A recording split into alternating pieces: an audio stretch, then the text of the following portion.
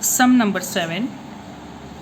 Given vector A, vector B plus vector C plus vector D is equal to 0, which of the following statements are correct or not, वो आपको बताना है। तो first A के अंदर क्या बोला हुआ है कि A B C and D must each be a null vector. A B और सी और डी नल वेक्टर्स मतलब सबकी वैल्यू ज़ीरो है, ये पॉसिबल है कि नहीं? तो ऐसा ज़रूरी नहीं है कि ए की वैल्यू 5 हो सकती है, बी की वैल्यू -5, सी की वैल्यू 6 तो डी की वैल्यू -6, ऐसा भी हो सकता है। तो ज़रूरी नहीं है कि नल वेक्टर ही हो। तो आंसर में हम क्या लिखेंगे? No, vector A plus vector B plus vector C plus vector D is equal to 0 can be obtain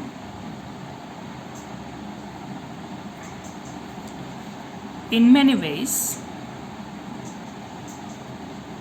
क्योंकि जैसे मैंने आपको बताया कि यहाँ पे किसी भी टाइप का लिख सकते हैं कि obtain its many ways, it is not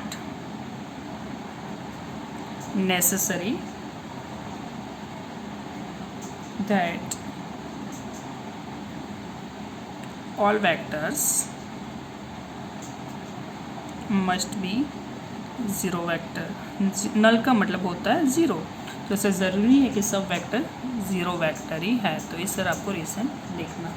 second number B, the magnitudes of A plus C is equal to magnitude of B plus D.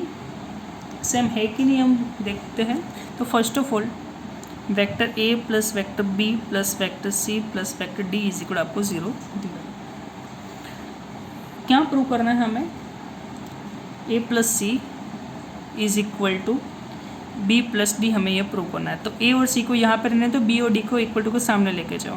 तो vector A plus vector C is equal to minus B minus D. अब दोनों में से क्या करोगे हम? Minus common निकाल दो। तो vector A plus vector C is equal to minus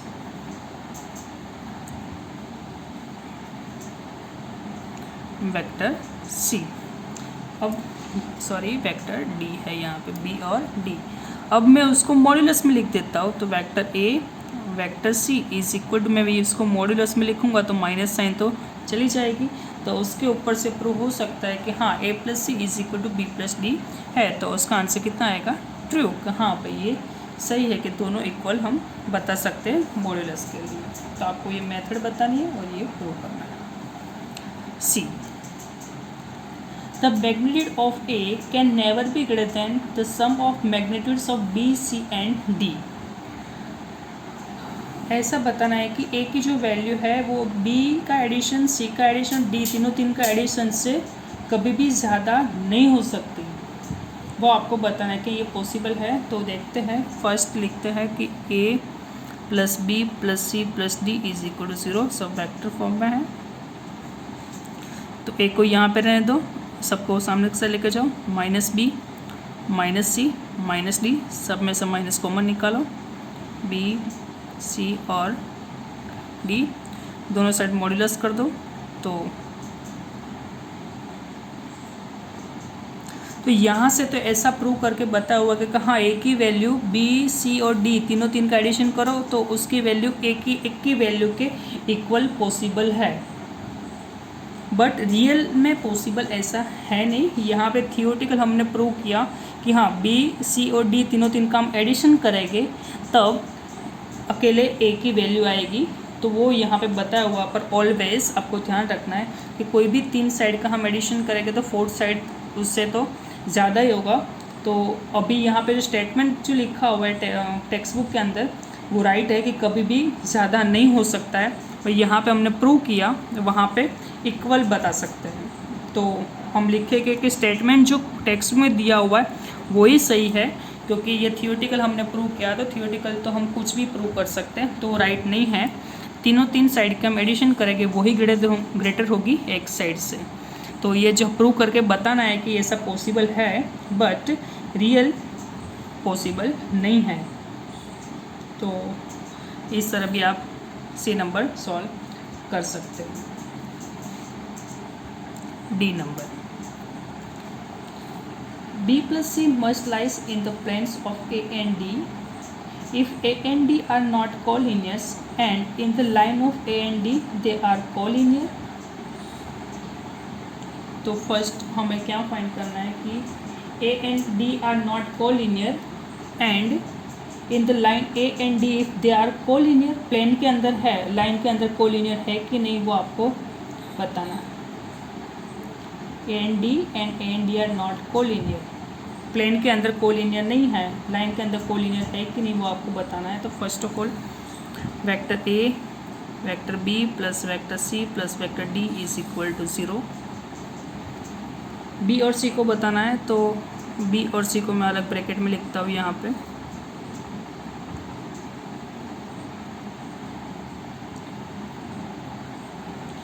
तो यहाँ पे देख सकते हो कि यहाँ पे लिखा हुआ है कि a प्लस बी प्लस सी और d सबका हम एडिशन करेंगे तो सबका आंसर कितना आएगा 0।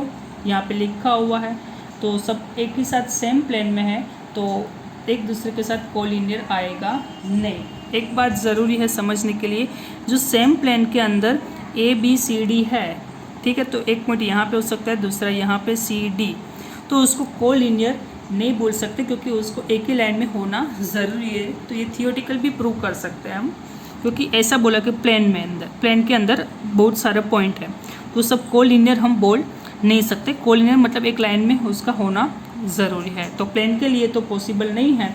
इसे लिख सकते हैं कि ए and D are not collinear.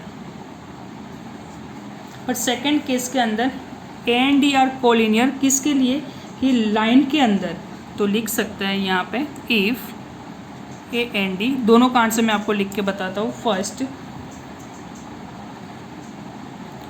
Plane के लिए addition of A B plus C and D can only 0 when a b plus c and d are in same plane। ये 0 ही होता है कि जब प्लेन में होता है तब। So also a and d are not collinear। आपको ये 2 स्टेप लिखना है, उसके बाद डायरेक्टली प्लेन के लिए ये स्टेटमेंट लिखना है, उसके बाद लाइन के लिए आपको ये स्टेटमेंट लिखना है कि if A and D are collinear then B plus C must be on the line of A and D, then only A plus B plus C plus D is equal to 0। तो आपको इस type का statement लिखना होगा।